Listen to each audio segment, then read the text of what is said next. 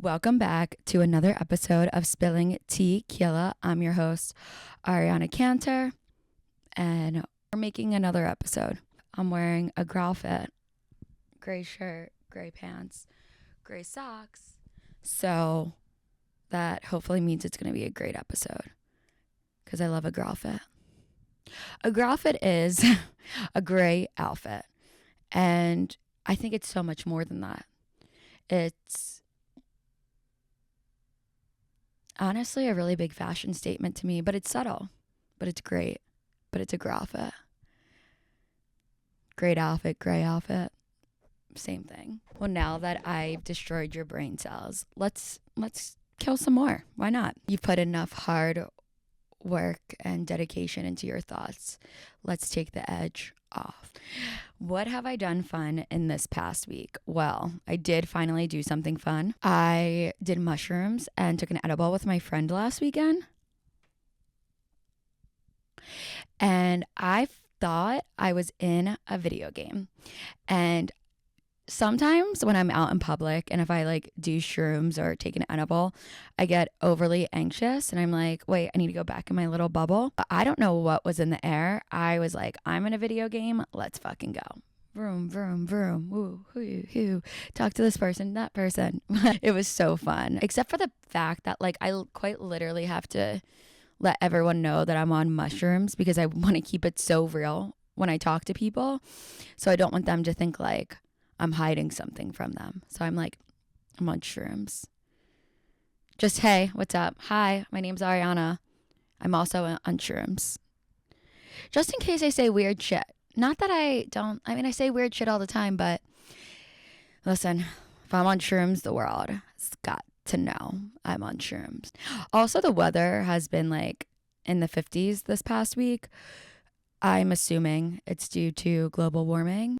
So I've been able to take walks and enjoy some warmness outside. Seasonal depression is a real fucking thing. Every year I know it, but this year, I really am taking it into consideration. Can I live with seasonal depression forever? Do I need to be somewhere that's warm all the time? I see some light in it. The light I see in it is you take time off from go because you don't want to go outside. You don't have the energy to do as much. So it's a nice reset, but it's a little bit too fucking long of a reset. I just got to keep it real. A little too long. Don't know if I can do this another year. So we'll have to unpack that later in my mind. Figure out next winter's plans. So I wanted to dive deep into a topic today. And it's not about mushrooms and it's not about seasonal depression. It's about people knowing exactly what they're doing and how they're making you feel. It sounds silly, right? Why wouldn't someone know how they're making you feel? Well, people like to gaslight. I don't know if you've heard that term before, but people like to make you feel motherfucking crazy. And I'm just not interested in it anymore. I'm crazy enough. Don't make me question myself. I feel like this is also a part of the journey that we're on together of trusting ourselves. If we know that something feels off, we fucking know it. And people aren't as stupid as they let off to be. I've had so many different situations where someone makes me feel like shit and I quite literally am letting them get away with murder by questioning my thoughts and my reality and thinking that they're that stupid, that they don't know how they're making me feel. But in reality, it's kind of an insult because do you think I'm that stupid that I'm not picking up on what you're doing? And I feel like a lot of my life, I have thought, oh, they must just not understand. They must be that dumb. No, they're not. People know what they're doing. They're very smart, actually. The more that you allow people to not take accountability for their action, the more fucked you're getting. We don't want to get fucked in that way. And I've dove deep into research on this topic because I really needed to get to the bottom of it. Is it me? Is it someone else? Sometimes it's both. In these examples, we have to trust in ourselves. I have asked multiple friends at specific times if they knew how they made me feel. Example, I had a really big disagreement with someone who I thought was a friend, and one of my close friends who didn't know her that well was still keeping in contact with her. And it was just a little too much. Like, the friend that I thought was my friend was definitely trying to keep in contact with this person to try to affect me. And I never spoke on it, even though it made me super uncomfortable. My friend winded up not talking to this person anymore because she understood how shitty the situation was. And she didn't want me to have any ties with that person. And frankly, didn't really trust that person.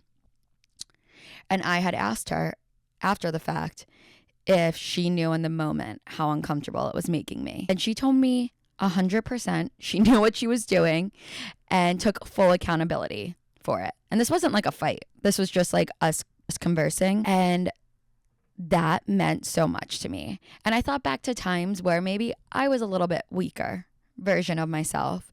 And I thought about if I knew how I made someone else feel. And I definitely did. And yes, at those times I would consider myself weak because my mindset was, fuck, I know I messed up, but I don't want to admit defeat. But admitting defeat is letting someone else feel bad for your own stupidity. Because at the end of the day, you're stupid. Why are you making someone else feel bad? Work on your shit yourself. Be stronger. I don't think that's bad to say. I don't think, what is someone going to come back at that and say like, Ariana, I'm weak and I want to be weak? No, I want you to be strong and better.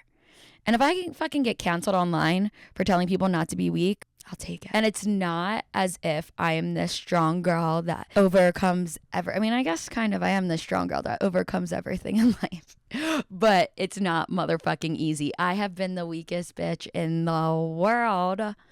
And I've learned that like trying to be stronger and getting through stuff and not being the victim in situations and not letting life fuck me over and over again feels a lot better.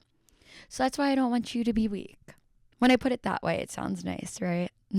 I think a little mental trick that could help you with not caring when you have to like admit defeat in a situation like that, like own it, recognize you made someone else feel less than and not gaslight them, is just keeping it real. I would rather keep it real in any situation in my life than be right. Because honestly, I look at all these people that like have to be right as stupid. I don't look at them as real. Like I don't look at them as real people, like people that have to be right and people that always have to be right to the point where they allow someone else to question their worth or I don't know, whatever comes from it. I just think it's so much better to keep it real. And I respect people who keep it real. I respect people who are honest and it can admit when they're wrong. Like, we're all fucking human. There's no person in this world that's right all of the time. There's no person in this world who doesn't fuck up. We're human. And now getting into like the gaslighting aspect of it, that is just so fucked up. Making someone question themselves is one of the meanest things you can do.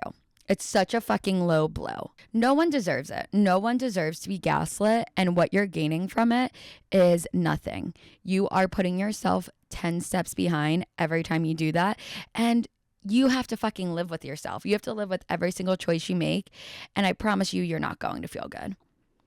You are living at that point for an image and not for like yourself and actually to be fulfilled.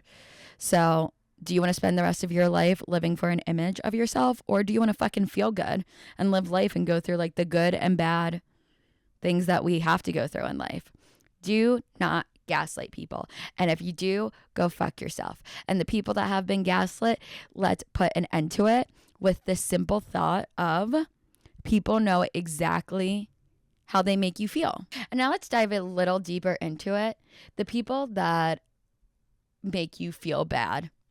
The people that make you feel good. When I feel like shit, I kind of isolate myself to get it together because I don't give myself the excuse of letting someone else feel bad just because I feel bad. I just have to work through the emotions and not put that on anyone else because it's not an excuse. So then I feel good And then I don't have a bad thought around me about with anyone that I'm hanging out with if they haven't done anything to make me feel bad about them. I wish so bad that earlier in my life I would have understood that people knew exactly what they're doing, because I have blamed myself for so many things and thought there was something so severely wrong with me that people would treat me the way they were. I'm like, I must be so irrelevant. I must be so dumb that people feel comfortable treating me this way. I must be so annoying. I am just too much. Whatever the fucking explanation I told myself was, which was so cruel to do to myself. And do people recognize that as like the aftermath? Like when you gaslight someone and when you make someone feel like less of themselves, you're having people question their self-worth. Fuck that. Fuck it on every single angle. Fuck it on every single way that you view it. Recognize that people know how they're making you feel. If it's worth it, hold them accountable or distance yourself. I think that when I think there's a little piece of hope that someone could be better, I'll call it out. Or if I feel like I have to call it out and get it off my chest, I will. But there's some people that I just don't say anything to because I'm like, it's not even worth it. Just keep it moving. And I was watching a podcast recently and it really inspired me because I heard someone say that they would rather get fucked over 1,000,000 times than be the person who's fucking anyone else over. And I felt that so deeply. Like when you have a pure heart, good intentions, you're bound to get fucked over by a lot of people. I'd rather take all the chances and give people the benefit of the doubt and then allow them to show me who they are. It gets with every single person that I lose in my life or that we grow apart. I feel like I grow from it. It's a lesson learned. I continue to move. I don't think that in life you're supposed to get along with everyone forever. I just don't think that. And I think that's an unrealistic goal that we set for ourselves, that like to be socially acceptable, we have to be everyone's cup of tea and we have to get along with everyone and like there's no falling outs or disagreements. And if there are, there's something wrong with you. No, that's a part of life. People grow in different directions. Give people a chance to show you who they are. And then once they show you who they are, decide if you want them in your life. It takes a really, really long time to get to know people. So don't think just because you meet someone, you're going to get along with them forever. You're going to start to like unpeel the different layers and see who people actually are. And some people will surprise you in a good way and some people will surprise you in a bad way. Either way, you're going to be okay. Take a stand for your life and know that if someone made you feel a certain way, they knew what they were doing. Hold them accountable. Hold yourself accountable. And let's keep doing the fucking walk of life. Let's say there have been times where I may have been going through something in life and someone makes me feel a certain way and really I'm just navigating other emotions and I am putting them into a scenario where they shouldn't be. Then people might be unaware of how they made you feel, but the important part is you're able to talk through it and they're sorry if they made you feel a certain way and they didn't intend for that to happen. Or if they're working through emotions and they put their like triggers or issues on you and they never meant to do that, they're sorry and they were unaware. Because again, we're all human. We might fucking do it. And when we do it, we just gotta learn how to move forward. I feel like that's so important in life. We're just navigating every step of the fucking way. Nothing I say is, I found the meaning to life. These are little tricks that help me navigate and keep it moving. I am a sensitive girl. I've been a very sensitive girl.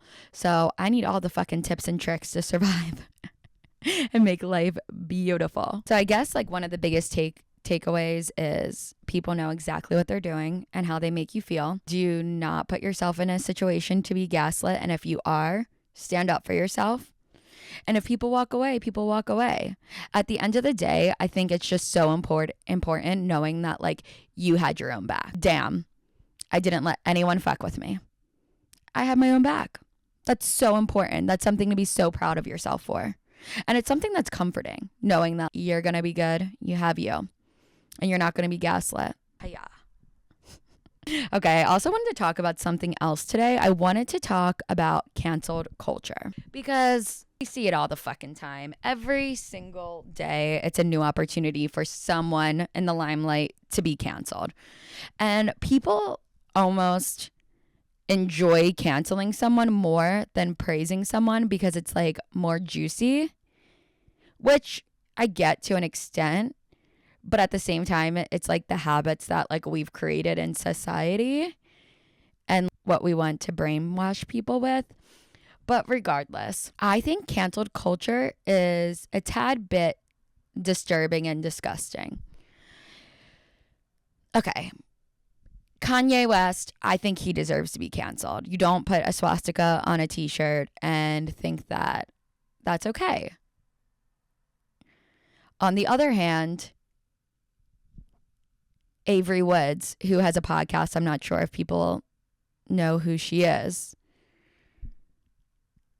She made an episode that people disagreed with what she was saying. And the way that she was canceled, you would have thought that she created shirts that had swastikas on them. That's wild. That's so crazy. Like, she is a mother. She has a husband. Like, she has a platform trying to like talk about mental health and just bring light to so many different topics, keeping it real. And I see this pattern not just in her, like in a lot of influencers and celebrities, like a lot of fucking females that get harassed by other females. And people go on like rampage of telling this person how awful they are and how they should be canceled and how they're disgusting and worthless. Just the worst things you could imagine. So much worse than anything I'm saying. I just don't even feel comfortable saying these things. Making this person want to like literally not live anymore. And feeling like the worst person in the world. Who does that? Like, how? That's worse. That is so much worse than like what someone is doing, unless we're talking about like Kanye West level, Jeffrey Epstein level. I could name a lot fucking more. They deserve to be canceled for how they degrade other people. But the girl that is just trying to inspire others does not fucking deserve to be canceled that hard. If you disagree with it, unfollow, delete, block, keep it moving, find your people. But what I see that is too common is that this person is canceled, people go in so harshly, and then like they have to literally remove themselves from the internet because their world is crumbling, or it feels that way. And then they come back, and then the people that were canceling them are like, oh, some people like them again, we're going right back. It is so disturbing. It's so disgusting. I just think we need to stop that level of hate, especially when it's female to female. We got to build the girlies up. We have to make the power of female show. Support one another. And there are some girls that I disagree with their perspective on life. That's okay. I still understand that it's theirs, and I'm not going to try to change it. And I'm also not going to give them shit or hate on them. Unless they're doing something that is so disgusting to humanity and harming others, I'm going to let them do their thing. I don't know. That's just me. I give more of a shit about myself and making other people feel good than putting them down. I don't know. Maybe I could get canceled from that. I'm sure I could get canceled for a lot of things. I say weird shit. I've already been canceled without being famous many times, starting at a very young age. So, whatever. But I've never had it to the extent of like these people that are so viciously shamed, and like people create videos about it. They create groups about it, and they just give so much hate. And it's kind of giving war. It's literally giving at war, when we just need to find the peace. Yeah, that's how I feel about it. I wonder if anyone else feels the same. So if you do, let me know. Okay, now I have some questions to answer. Let's get into them. First question. Is there something wrong with preferring older men over younger men? My name is not going to say the person's name. We're not going to out them.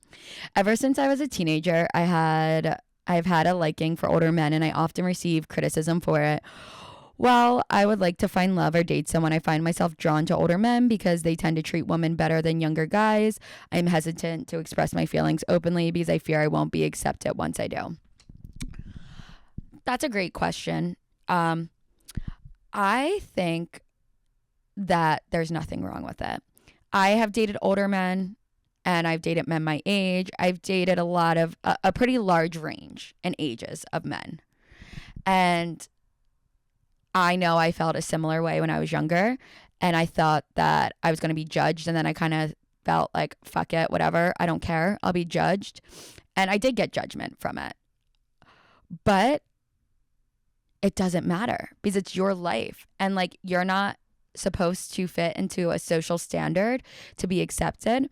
If people are judging you because you're dating someone older, they can go fuck themselves, quite frankly, in my opinion, because if it's not for them, great, don't do it.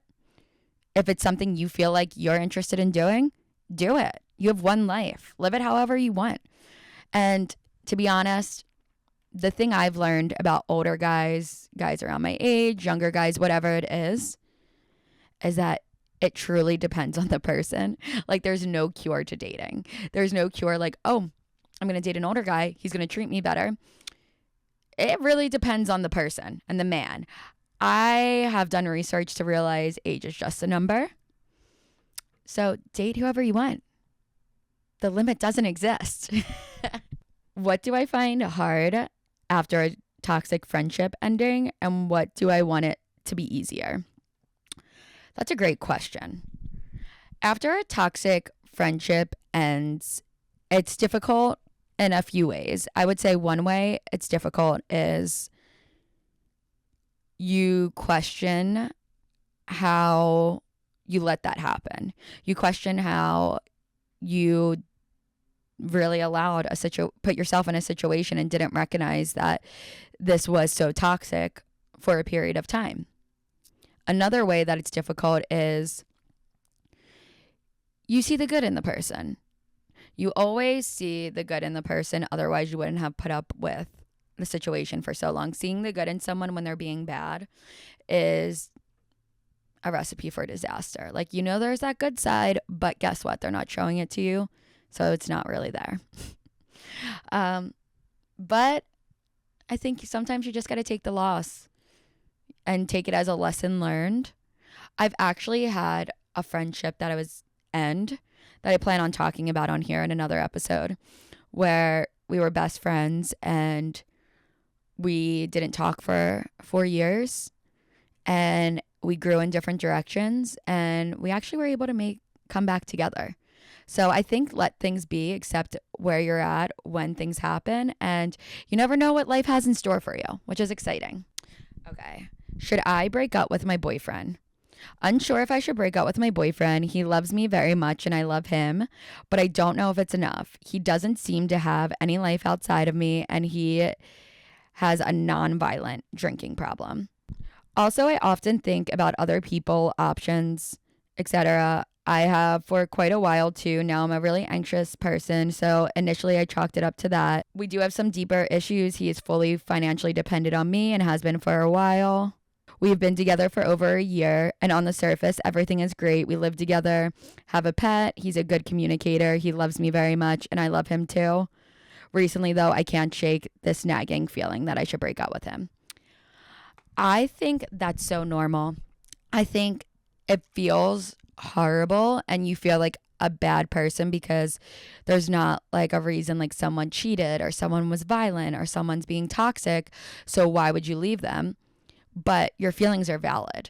If your partner isn't bringing much to the table and is not fulfilling you, that usually means that person still has growth to do on their own, and you can't force them to do it. I think it's normal that you're feeling those things. Like, it's really sad. It's so sad. But it's not fair to that person. If you're thinking about other people and if you have doubts in your mind constantly, then it's really not fair for that person or you. And it's okay for two people to be in love and it not work. It's very sad, but it's okay. And I think that you really aren't going to understand it until you're out of it. But trusting yourself and the feelings that you have is what's going to help you guide all the rest of your relationships. And like, you'll learn a lesson within this one and it will all make sense one day, even though it doesn't now. You just need to have the strength to trust yourself and how you feel. And it's normal. I've had a few relationships like that. And it's so sad ending it. But once I'm out of it, I understand why it needed to end. And I also understand the lesson that was learned. And it's also okay to want more. It's okay to not settle. Whatever culture created, settling being okay, needs to be canceled, okay? It's all about you and what you want. And I think that's the most important thing. We need to remind ourselves that if we feel off about something and we want something, that's okay. Fucking get after it. Okay, well, those are my questions that I answered. Write in, talk to me, subscribe, please, like, 5 stars.